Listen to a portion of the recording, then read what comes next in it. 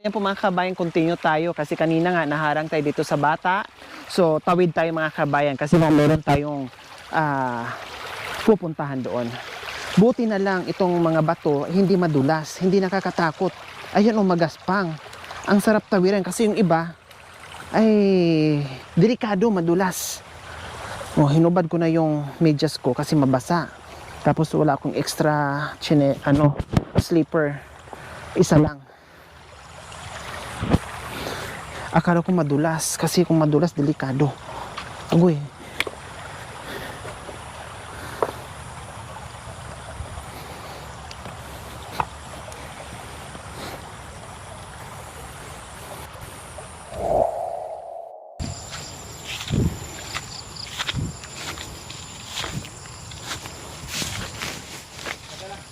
So ito, dito tayo mga kabayan, after natin tumawid ng sapa, no, sabi nga nila yung sapa daw ay hindi mo matatawid yan pag yung sobrang lakas ng ulan kasi mataas yung tubig. Tao po! Magandang hapon o magandang gabi na. Kumusta po kayo dyan? Mabuti. Wow, ang gandang sagot. Mabuti. Oh, wow, ano po yan? Daw na sili. Dahon ng sili, anong gagawin po dyan? Tinda po ng misis ko. Oh, binibenta po pala. Akala ko ay... ayun, ang dami pala, binibenta. Fresh na fresh po mga kabay, may kasama pang bunga. Sino kasama niyo po dito, kuya? Yung pong kapatid ko. Kapatid, tapos sino pa po? Yung mga anak ko. Ilan po ang anak niyo? 4 po. 4. Anong pangalan niyo po? Amis. Amis. Si Kuya Amis ilang taon na? 25 po. 25. Tapos nasaan na si Mrs.? Nandun po nagukay ng Nang ubi. ginto. Nag-ubi po. Hati tayo. Ay, natawa. Pero nasaan po ba? O sige, samahan niyo po ako, Kuya Amis. Naguhukay ng ubi. Wow. Gabi na, naguhukay ng ubi. Baka ginto yan, kuya. Ay, naglilinis din. Nililinis din ito. Taniman ng mga... Ay, oo nga. Ito. Ay, nagulat naman ako sa iyo dyan, ate. Anong nangyari sa inyo dyan?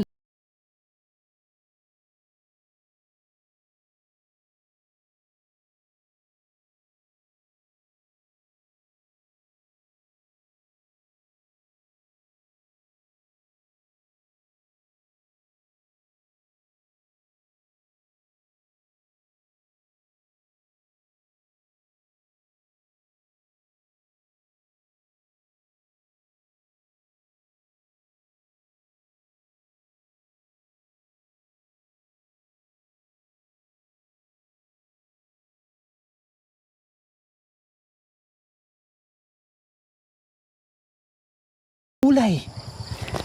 Ay, nakupuking. Ang hirap. Aray. Aray. Ano naman po ang tinalabi para makuha? Aliya, makapakat siya po sini. Saan ang ubi? Ito po. Ha? Ang laki naman. Wow. Ilagay ko yung mic, ate, ha? Para marinig tayo, ha? Opo.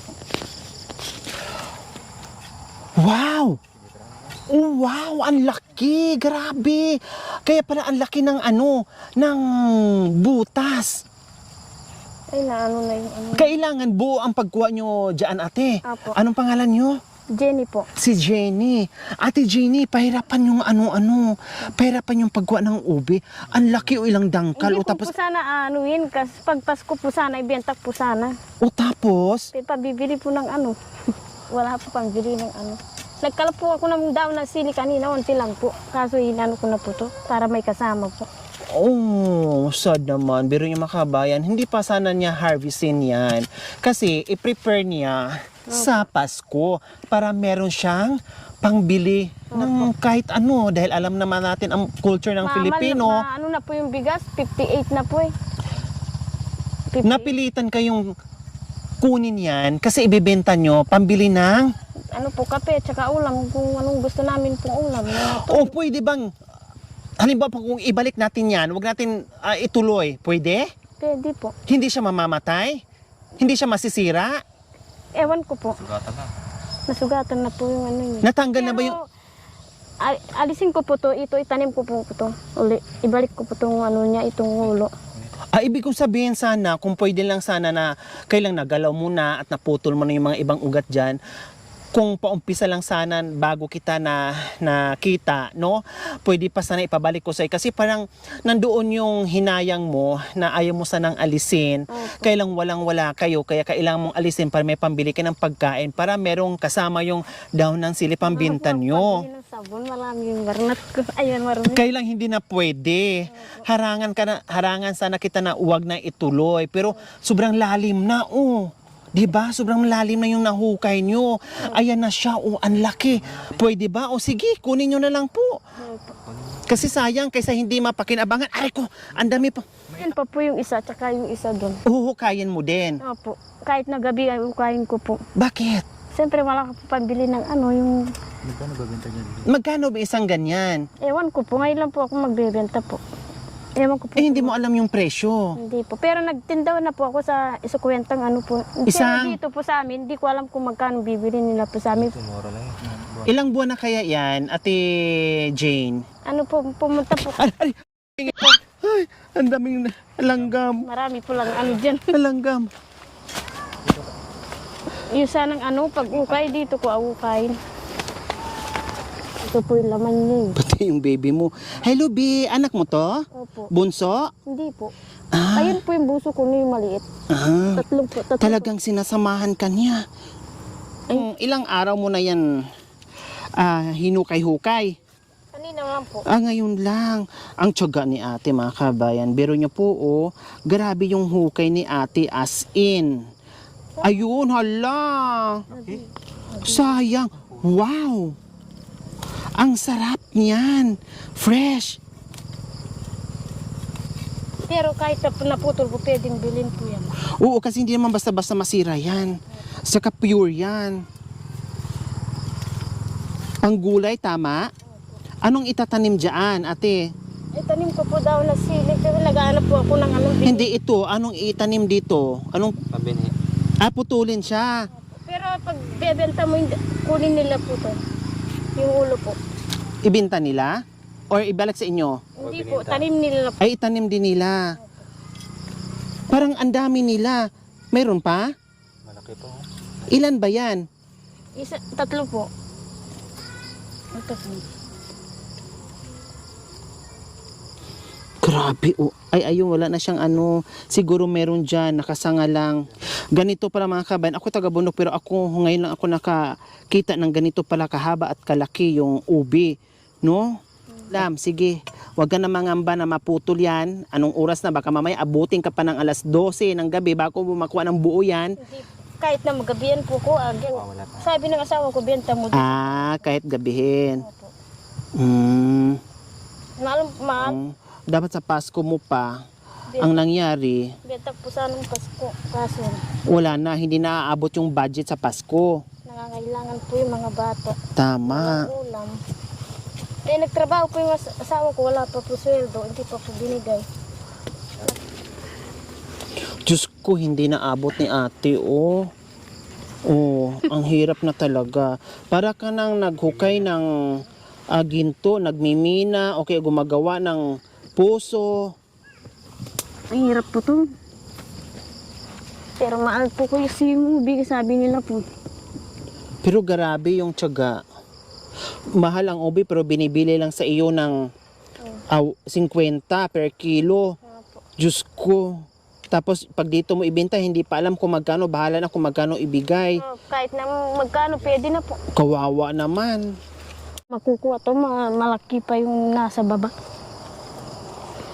Di, baka namin yun, mga ayun po. Lalim pa. Ayun eh. Ayan po mga kabayan, lumipat tayo dito, no? Kasi may nakuha tayong ibang parte pero meron pang natitira, sobrang laki. So, yung kalahati hindi natin nakuha kasi nakabaon na tapos nakasanga pang ganyan, ang laki daw. Maliit lang po ata to eh. Dito tayo sa ibang ubihan. Ay, Marami pong ano di. Mukhang maliit lang to. Maliit lang ate. Maliit lang. ay Diyos ko mga kabayan. 5,000 na langgam ang kumapit sa akin tapos ang kinuha Maliit lang po. itlog na matanda. Kala ko malaki. Pero yung naiwan doon mga kabayan, unlucky kaya nga hindi niya nakayanan kasi sobrang lalim na, hindi naabot sa kamay niya. So gagamitan nila ng ano yan, ng panghukay talaga doon. Kasi katulad dito iisa lang po yung mga kabayan, no?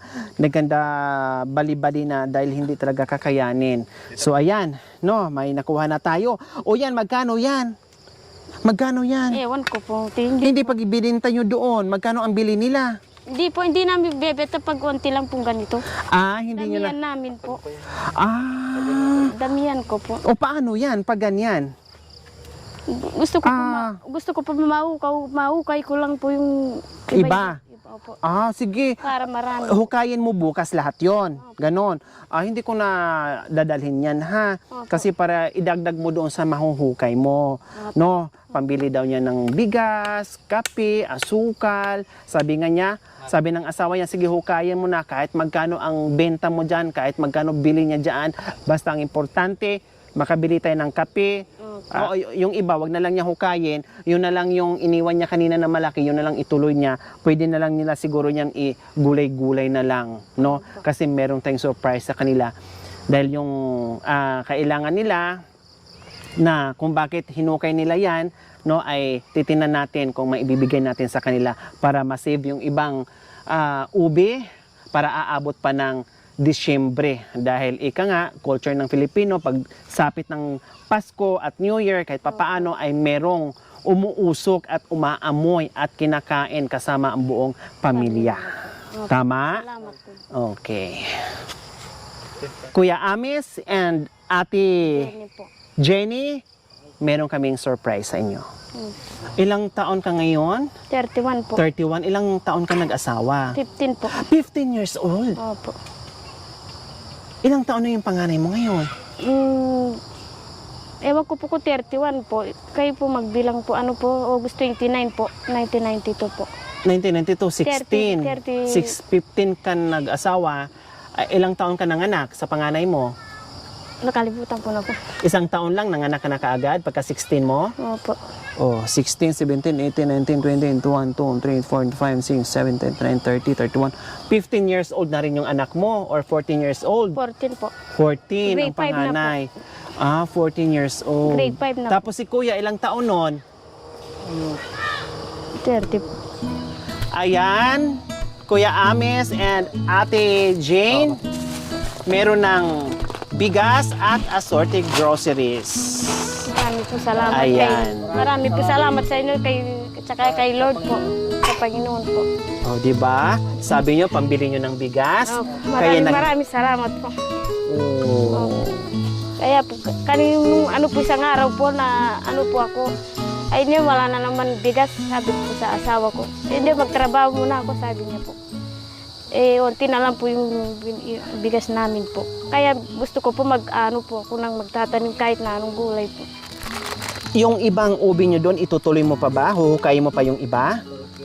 Palakihan ko. Palakihin na lang. Pero yung naumpisan mo, kasi masisira yon, tanggalin na lang. No? Obi, Ang anak, waka anak ko. Ayan, ikaw na rin, kumuha na rin. Sige, tatay. Salamat po. Ayan, syempre hindi lang yan, meron ka pang pambili ng masarap na ulam. Ay, salamat po. Ang ganda. Maraming salamat po sa inyo at saka kay Lord po. Hindi niya po ako pinababayaan kahit na mahirap po yung buhay namin po. Gusto ko po, ayaw ko pong magutom yung mga bata na iniling ko po sa Diyos. Sana mabibigyan po ako ng biyaya. Nangangati po kanina yung kamay ko. Sana may biyaya po, sabi ko po. Meron nga talagang biyaya. Diba? At ang timing pa, na maka-timing pa kasi nanghihinaya nga kayong kunin yung ubi nyo. Pero wala kayong choice kasi walang makakain yung mga anak nyo para maibenta nyo at meron kayong pambili ng pagkain. Ngayon, buti na lang, kahit paano, isang puno pa lang yung nahukay nyo, no, na yung iniwan natin doon kasi hindi makuha-kuha, yung iba dyan na natira, aabot pa yun ng December, palakihin nyo lang para mas malaki yung Laman. laman at mas mahal Opo. para pambili nyo ng Noche Buena, Opo. 'di ba? At sa New Year. Hindi na po ako naglalakad. Dito lang po kami sa bahay. Kasi Ba- marami pong naglalasing pong nagwawala. Kaya dito lang po kami nagtitiis sa bahay namin. Oh, si Kuya anong trabaho? Nagano ng arawan, nagtatabas ng damo. Yung mga kung anong pwedeng trabaho diyan, yun ang Opo. ginagawa ni Kuya. Kumbaga nagtutulungan kayo. Ikaw naman dito sa bahay, nakita ko kanina nililinis yung mga nagtatabas kayo ng damo diyan para magtanim na naman kayo ng ubi. Opo.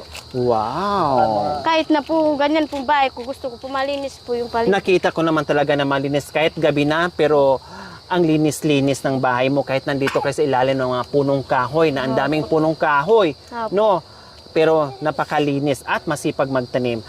Maraming po salamat sa inyo at saka kay Lord po. Sana po hindi po kami magkakasakit po kahit na ganyan po yung buhay. Ipaano ko po sa Lord na sana yung mga anak ko marunong po magbasa. Iniling ko po sa Diyos na sana paglaki nila po hindi po kami magkakairap ng ano po yung mairap po. Sana pagpatuloy po nila po yung pag-aaral nila para tulungan po kami na Gumanda yung buhay nila Opo. ng mga anak mo. katapos po tulungan namin po sila sa pag-aaral po. Tama. Opo. Para pagdating ng panahon, hindi Opo. sila Hindi, matulad Opo. sa kung anong buhay nyo ngayon. Yun Hindi- yung gusto nyo. hindi po sila matulad sa amin po, hindi po kami nag-aral po. Tama. Kaya gusto ko po mag-aaral po yung anak ko. Kaya sabi po ng mga mestra po diyan, ay ano mo yung ano po yung birth certificate po kasi hindi pa po na Ayusin. alipusa lang pa po sa sa school po. Oh, Hindi po- ayusin mo ha, Opo. para makapag-aral tuloy-tuloy yung pag-aaral niya. Maraming salamat po sa tulong po na binigay niyo sa Panginoon po. Maraming salamat. Ayan. Ba kanina sobrang hirap sabi mo, halos maibaon na. Yung hanggang liig na po talagang pilit inaabot at hinuhukay ni Ate Jenny yung Opo. ubi para lang makahabol at maibenta niya kahit anong oras para lang makahabol din makabili ng pagkain sa gabing ito yung mga anak niya, di ba? Ang grabe yung tiyaga, no, yung sakripisyo para sa pamilya. Kaya maraming salamat po talaga sa walang sawang pagmamahal. Ma'am Cecil of California, maraming salamat po sa ganito ang puso. Nawa ipagpalain po tayo ng Panginoong Diyos sa araw-araw. Nawa ibigyan po tayo ng kalakasan ng katawan sa araw-araw. Nawa ibigyan po tayo ng mahabang buhay pang sa ganun. Marami pa tayong matulungan na gaya nila. So mga kabayan, huwag niyo po kalimutan, pakishare, subscribe sa aking YouTube channel, Lori Aquino Talita. Maraming salamat po. Gabi sa Sol. Maraming salamat. Maraming salamat po. Daan-daan na lang po sa pagmamaneho. Ingat na lang po. Salamat, Ate Opo. Jane. Opo. Basta maging masaya, susuyurin kahit madilim. Basta nangangailangan, kanyang tutulungan at di pababayaan. Merong Lori Aquino Talita na palaging maaasahan. Subscribe ka na para sa ating mga kababayan. Siya ang inyong kababayan ng maaasahan at tutulong sa nangangailangan. Di magbabago para sa inyo at mabuti ang